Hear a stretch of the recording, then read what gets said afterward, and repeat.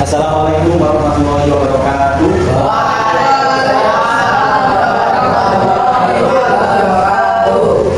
Selamat pagi. Sebelum dari pembelajaran pada hari ini, kita terlebih dahulu berdoa. Ayo, kelasnya dimulai.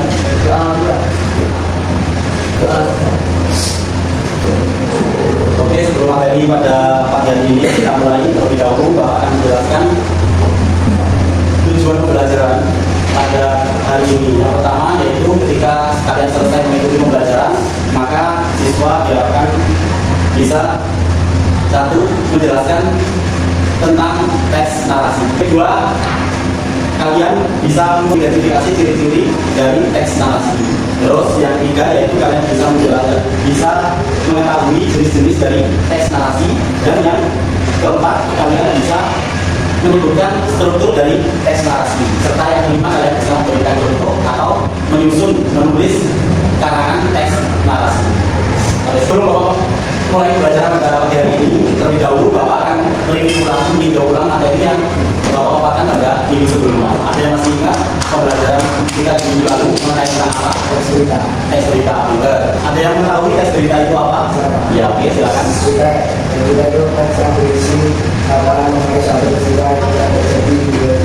Ya, bagus. Teks berita adalah teks yang menceritakan atau menggambarkan tentang suatu laporan yang terjadi saat itu atau sebelumnya. Bisa disebarkan melalui beberapa media sosial, yaitu televisi, handphone, dan media sosial lainnya. Lantas, tugas yang kemarin kita kerjakan, bisa minta tolong, ada yang sudah mengerjakan? Boleh dibacakan, Mas Doli, silakan. Saya mengerjakan video bisa cepat. Ya. Tetap ini kekuatan pemasaran video bisa cepat memberikan alat yang ini tidak guna. Cepat mencari di wilayah tertentu menjadi dan sempat memberikan layanan kereta cepat di kantor. Pemerintah sempat menyatakan tidak ada peringatan tsunami setelah gempa terjadi. Hingga saat ini petugas masih memantau kondisi daerah terdampak. Di sana Terima kasih. Berikutnya ada Mas Doli.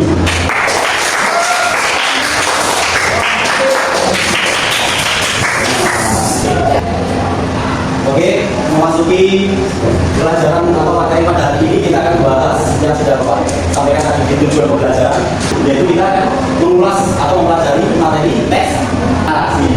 Teks narasi adalah teks yang menceritakan suatu peristiwa secara runtut dan seolah-olah membaca atau kita yang membaca ikut merasakan atau ikut ada di dalam peristiwa tersebut. Terus mengenai ciri-ciri dari teks narasi, yaitu yang pertama pastinya berisi cerita atau peristiwa. Pastinya di dalam teks narasi mengandung alur dari cerita tersebut atau peristiwa. Yang kedua, teks narasi memiliki unsur atau memiliki tokoh dan latar. Latar meliputi tempat dan waktu. Terus yang ketiga, diceritakan secara runtut. Ciri yang keempat yaitu mengandung konflik atau masalah.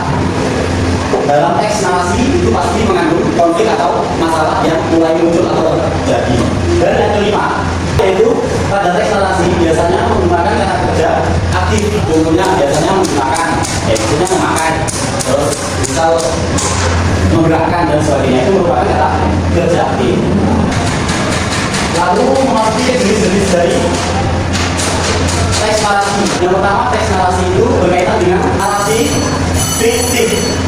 Berarti melibatkan imajinasi kita atau melibatkan kalimat imajinatif, yang mana kalimat tersebut membuat kita berasa atau ikut merasakan pada kejadian tersebut, atau kalau secara globalnya yaitu kita akan terpengaruh emosional kita. Contoh cerpen, terus novel atau buku-buku yang lainnya, komik juga. Terus yang kedua adalah narasi non fiksi. Non fiksi berarti berkaitan dengan, termasuk salah satunya adalah peristiwa yang kita baca di berita. Apakah itu non fiksi?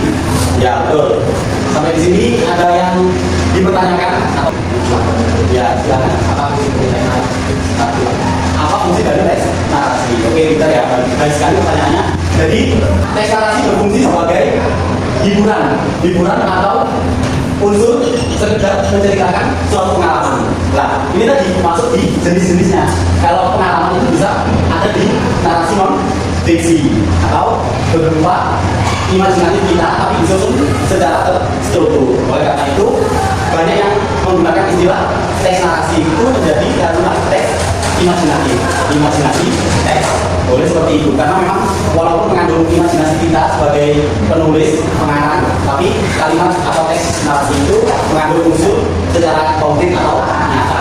Contoh kita menjelaskan suatu peristiwa berdasarkan berdasarkan materi tokoh, yaitu ada pelakunya, ada latarnya. Terus yang kedua ada latar mengenai alur dan tempat.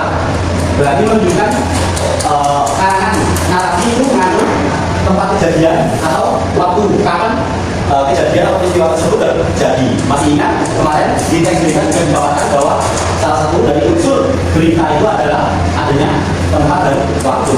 Kalau tempat berkaitan dengan where, kalau waktu berkaitan dengan when. Kapan? Kalau tempat berkaitan dengan di mana. Itu salah satu penghubungan dari teks berita yang kita paparkan pada minggu lalu. Jadi nggak usah bingung kalau kita menganalisis dari teks narasi itu pastinya peristiwa yang disampaikan berdasarkan pengalaman atau baik berupa narasi fiktif maupun narasi non fiktif. Intinya ketika kita mengetahui teks tersebut kok ada latar, tempat dan waktu, maka itu menunjukkan teks tersebut merupakan teks narasi. Ini ada pertanyaan?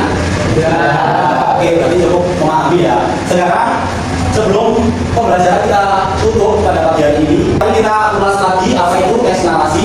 Teks narasi adalah teks yang menceritakan suatu kejadian atau peristiwa secara beruntun. Terus yang memiliki ciri-ciri yaitu berupa cerita atau peristiwa, terus tokoh dan latar, tempat dan waktu sesuai kerucutan atau sistematis dari cerita, dan memiliki konflik atau sebuah masalah dan menggunakan kata kerjatif. Oke. Alhamdulillah pelajaran pada pagi hari ini kita berjalan sesuai dengan kehendak kita semua.